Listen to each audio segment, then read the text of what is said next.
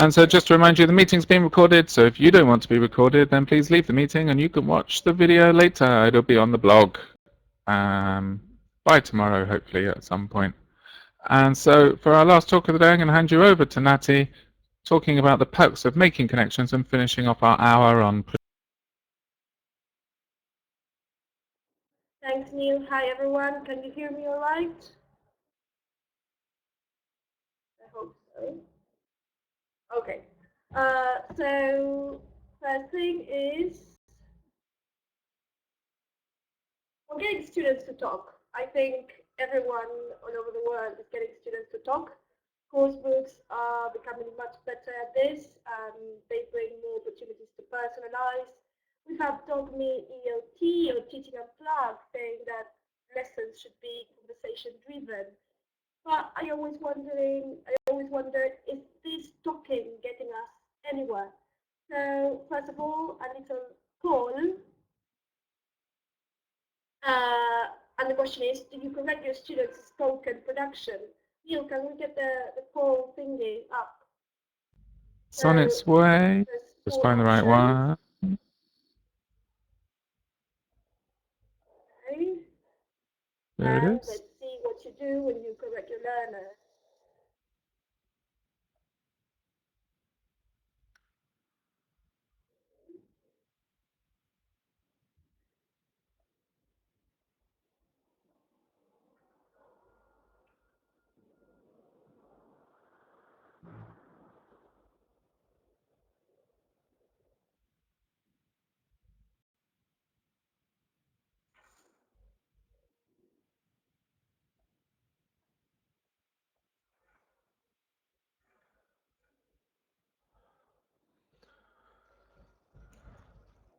Okay, very interesting.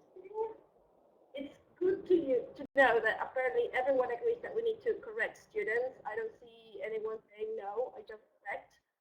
And I see that loads of people are into delayed feedback just like me. It sounds great.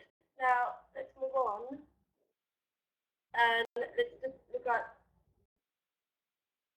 different ways in which we can give feedback. But first of all, why should we correct? I believe we should correct because we want learners to become aware of what they're actually saying. And this is a skill. People either know the effect what they say has on others or they don't. And in order to become aware of what you're actually saying, you really need to know what you normally say. And as you can see in these pictures, sometimes people think they're saying one thing, but in fact they're saying something completely different. We have here Homer, who thinks he looks really hot in the mirror, and that's not quite the case. Now, there are different ways to correct students, and when it comes to on-the-spot correction, when a student makes a mistake, we can immediately repeat what the student said accurately. This is normally called recasting, and many people do it. This is the first correcting technique I was taught. A disadvantage of recasting is that sometimes the students don't understand that they're actually being corrected. Another option is to echo the student's mistake. So the student makes a mistake and we repeat the mistake. Student says, yesterday I go to the beach, and you just say, yesterday I go. In that way, we're giving them an opportunity to correct themselves. We're giving them an opportunity to say, oh, look, I've said that, and this is how I should have said it. And here comes my favorite, delay feedback. Uh, Delay feedback, some of my friends call it the obsessive compulsive note-taking syndrome, involves having a teacher listening to what the students are saying, normally monitoring unobtrusively, and the teacher takes notes of what they say. You should remember to take notes on content and also language or soft skills if you want to focus on any soft skills. And later you can bring some of the things they said up to the board, and you can work on praising good language use and reformulating things that were wrongly said. Now, it's not just about taking notes. We can also get students to actually listen to what they've said. And I try this year with most of my lessons. On the picture, you can see two of my students listening to a presentation they've given the day before. You can use any digital recording tool. It's very easy to implement if you've got a smartphone.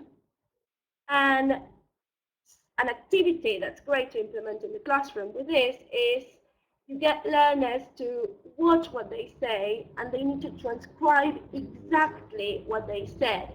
If there's a mistake and they know it's a mistake, they still have to write it down.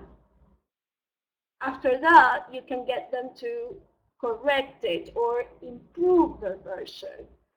And the results have been very interesting. Students have said that they liked listening to themselves, they enjoyed it, they also focus on pronunciation and many other things. And it's very interesting when they say that they can't understand what they were saying, because that shows that they can't even understand what they were trying to say, so they really need to improve there. It was a great awareness-raising activity, and I recommend it. You can also do this online through different apps.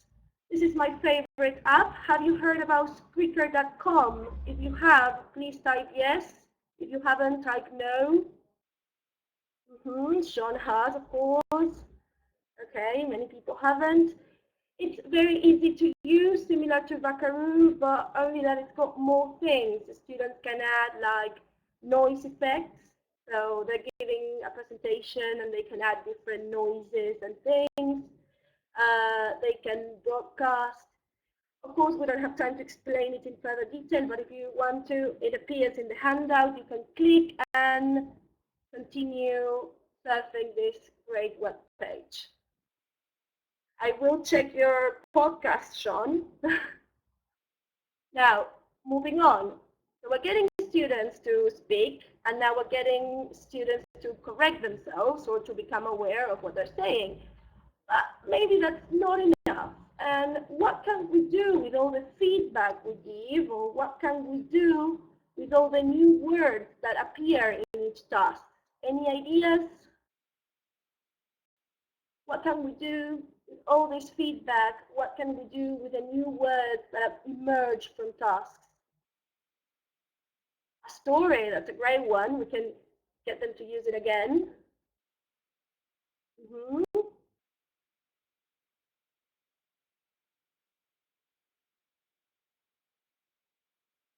Vocab cards. Well, yes.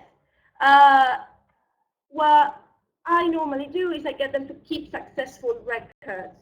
And by successful records, I mean they need to keep the mistake, they need the correction, but they also need some sort of connection, something that will help them. Listen, I don't want to make this mistake anymore. What can I do to avoid making this mistake again?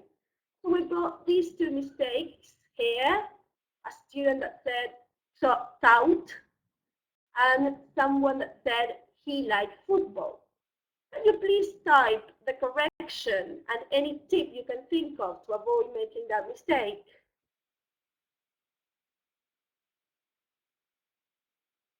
Any idea? To avoid saying tout.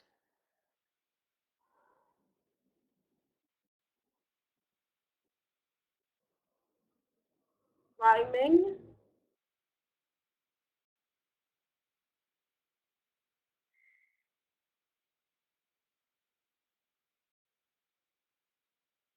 The shovel. I was like, brought, for, caught, yeah, definitely finding patterns. Okay, let's have a look. So this is what we do. If a student says tout, well, we have the correction, we write taught. And the tip to avoid a mistake in this case is a visual and auditory tip. And we are associating the spelling AU with the sound O, like cot and August. Totsa, ton, taught is very often pronounced O. And then this one's a funny one that I've done with my students. I normally say, remember he, she, it with S. But my students don't hear he, she, it with S. They think I'm actually saying he, shit with S. So it's pretty memorable for them to remember to add the S. Yes, definitely. And the idea why we're doing this is because, as Hannah said, deeper cognitive processing aids retention. So we're getting students to write a mistake. We're getting students to write a correction. And we're also getting them to think of how we can avoid making this mistake again. A great game you could play with this is to get learners to write something, make mistakes, and then they have to get each other to correct each other's mistakes. They're making mistakes on purposes, and the others have to spot the mistake. This appears in the handout as well. Now, what about emergent language? And for emergent language, people have mentioned cards. I agree entirely, not Natalie. Another one is lexical notebooks, which I quite like, and all of my students have these. And here's an example. A student of mine went to London and he was trying to remember the word gherkin. So we went over the meaning and we thought of how he could remember that bit. And what helped him remember that word was knowing that he'd seen that building and associating it with a meaning of cucumber. So again, whenever we think of having students write the meaning of a new word, I think we should get them to personalize when they're writing the meaning. They're thinking of the word, as Hannah said today, more than 3 times, but they're also thinking of how they can link it to remember it. It's about that little connection that makes the difference. And I would certainly recommend spending time on this. Silence in the classroom, let's think of how we can remember all these new words we've learned. And of course, there can be fun with all these lexical notebooks. There's this game that I love. I've got it on my iPad, on my iPhone. It's called Heads Up. And I've adapted it to the classroom. We get learners to put a little sheet of paper on top of their head, on the forehead here, and this has the name of a word they've recently learned. For example, the word gherkin. So the peers have to explain what that word means without saying that word so that the learner guesses.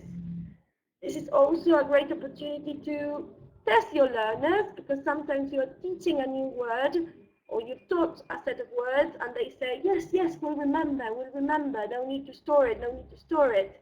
And then you get them to play a little game that involves paraphrasing and guessing the word, and you can actually see how they don't remember.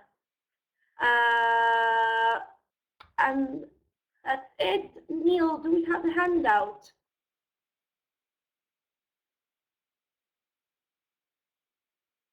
That's the handout. Thank you very much. In the handout, you have details of all the activities that you can implement in the classroom. There are more activities. And there's also... yes, thank you, Natty. Excellent stuff. And there is your handout. So if you want to download Natty's handout, just click on the handout. The download file will come into play, and you can click on that, and then a browser will open. That prompts you to download her handout to your computer. And so a lovely last session to bring us to the end of the first day of our 2-day IHTOC60. 60 speakers, 60 talks to celebrate 60 years of International House. We've had 31 talks today, starting at 10 o'clock this morning. It's been a long day, but we're still here. And we'll be finishing off the day for today and saying thank you very much, everyone, for coming. We've had a great audience all the way through today, excellent numbers. Special thanks to all of our speakers who have been wonderful preparing for this and